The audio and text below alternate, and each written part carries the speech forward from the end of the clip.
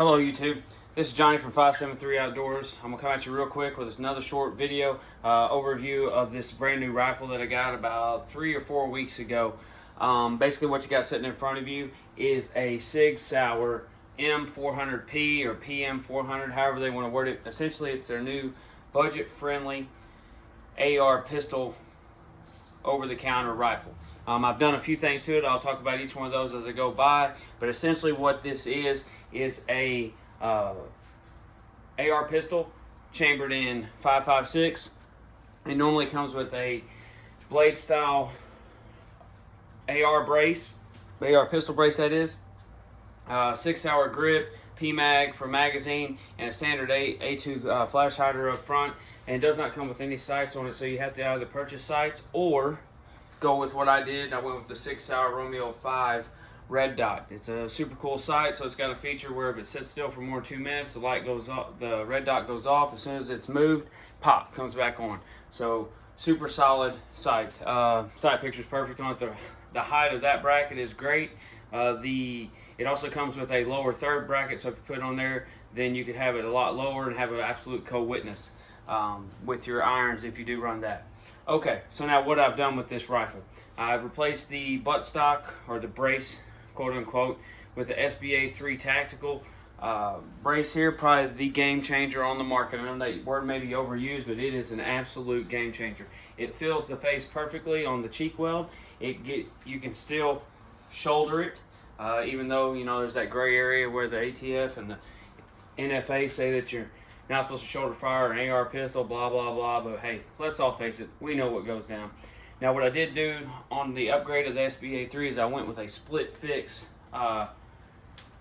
strap here. Essentially, it has an under hook Velcro piece here that kind of links the two pieces together at the bottom so that they don't fold together and kind of bind up and not give you that perfect shoulder contact when you're shoulder firing this weapon. It is a 5-position deal. Now, one cool thing about the Sig Sauer M400 here, this tread model comes with a carbine length buffer tube, so it has a 6-position slot in it. So if I do want to submit for my Form 1 and get the SBR tack stamp, then I can just throw a standard carbine buttstock on here. But I'm gonna tell you, ever since I got this SBA3, no reason for it. No reason to waste that $200 and then have them have a registered weapon of my own. They know exactly what I have. Not doing it. This works perfectly. I replaced the Sig pistol grip with a K2 Magpul style. One, I like how it feels the palm of the hand. Two, I like the more vertical aspect of it, as opposed to the Sig is a little slant back, not quite like an A2, but very similar. I already talked about the red dot sight. All the internals are all factory Sig Sauer. Got the stacked factory bolt carrier group. I'm going to replace the charging handle, most likely with a BCM ambidextrous charging handle. Okay, let's talk about this handrail up here. So this is their Tread model, all aluminum, free float handrail that's proprietary with 2 screws that locks onto the barrel nut. Super solid. I wouldn't say that it's anywhere near the Geisley or the BCM or any of those where they are actually zeroable, and repeatable if you take it off, but this thing mounts up super solid. I'm not going to put anything super Gucci or sexy up on the front. I don't even know that I'm ever even going to put a light on it. Instead of going that route, what I did up front is I went ahead and I went around the handguard, because handguard is kind of minimalistic. It felt good in the hand, but I felt like it needed a little more grip. So what I did was I went with the Magpul rail, M-lock rail cover type 2s. They give a very tacky feel up front, very similar to the K2 pistol grip, and it kind of fills out the handle a little more, gives you something for that high purchase grip, that C-clamp grip on the pistol, as a lot of shooters are now liking to do. And then also, since it's that gray area of whether the firearm is 26 inches overall length or beyond, can you have a vertical pistol grip longer than X amount? I just went against all that and I said, hey, check it out. I'm just going to go with a hand stop and a hook to kind of give me that rearward pressure on it and give me a constant place to put my hand, and also so I don't slam it out in front of the handguard and touch that hot barrel. Okay, let's talk about the barrel real quick. The barrel on this pistol is a 11.5 inch 1-in-7 twist 5.56 barrel. What that means is that it's meant to shoot heavyweight bullets. It is a great overall length, so you don't have any issues with velocity. So those 10 inch and below, or those 10.3s, 10.5s are down there kind of that gray area where you run those suppressed, you can get the speed up on them and make the round a little more stable. Whereas with the 11.5, you're in that good median category between the 10, 10.5s and the 12.5 and 14.5 inch barrels. If you follow Lucas on T-Rex Arms, he says the best of both worlds is you chop off a 14.5 to a 13.9, thread it, put a muzzle brake or muzzle adapter on there of some sort, pin and weld, and that puts you to your 14.5 inch or 16 inch length, as I was. But with this buttstock, this 11.5, it feels super balanced in the hand.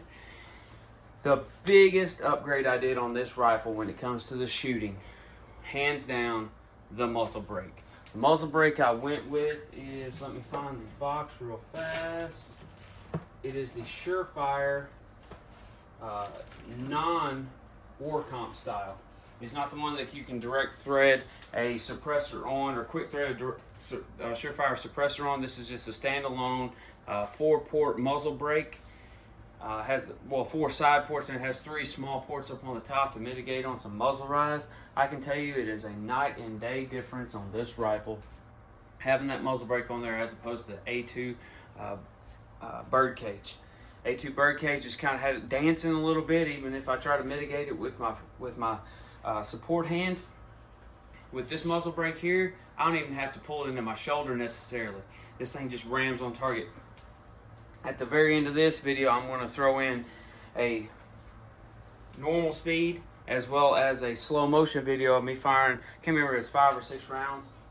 Now on my normal speed video, I fire those rounds at a pace where I could still go beyond that, but the people at the public range, they really get kind of irritated if you start cracking off a whole bunch of rounds super fast. They think you're being unsafe. But me being a 13-year veteran and military police officer on the SRT, I know my way around weapons. I'm very confident what I can do, but I still don't like to draw too much attention or get them mouthing off at the range about what I'm doing. So when I really want to ram out some rounds, I go way early in the morning, as soon as the range opens up, when there's nobody there, and I get it done.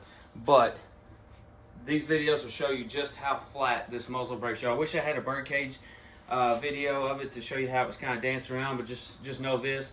It was not near as comfortable to shoot before then. And I'm not talking about recoil. I'm just talking about time on target on repetitive shots. This is my first AR pistol that I've ever purchased, owned, put together, anything. And I had stayed away from it because I said, I'm not going to join that whole crowd of AR pistols. It's a fad, blah, blah, blah. If I want an AR, I'm going to go 16 inch. I can tell you that I've been missing out. And for all those of you out there that have your Daniel Defense Mark 18s, I can tell you that this rifle at this price point should scare the hell out of the Daniel Defense rifles. Now you may say, it's better workmanship, put together by one person, blah, blah, blah, blah, blah. But guess what? A rifle can only do so much in the hands of a non-skilled marksman. A skilled marksman can do a whole lot with lesser equipment. So put your time in on the range. And this rifle, any rifle pretty much will get it done, especially, anything that's just not slapped together with some junk parts.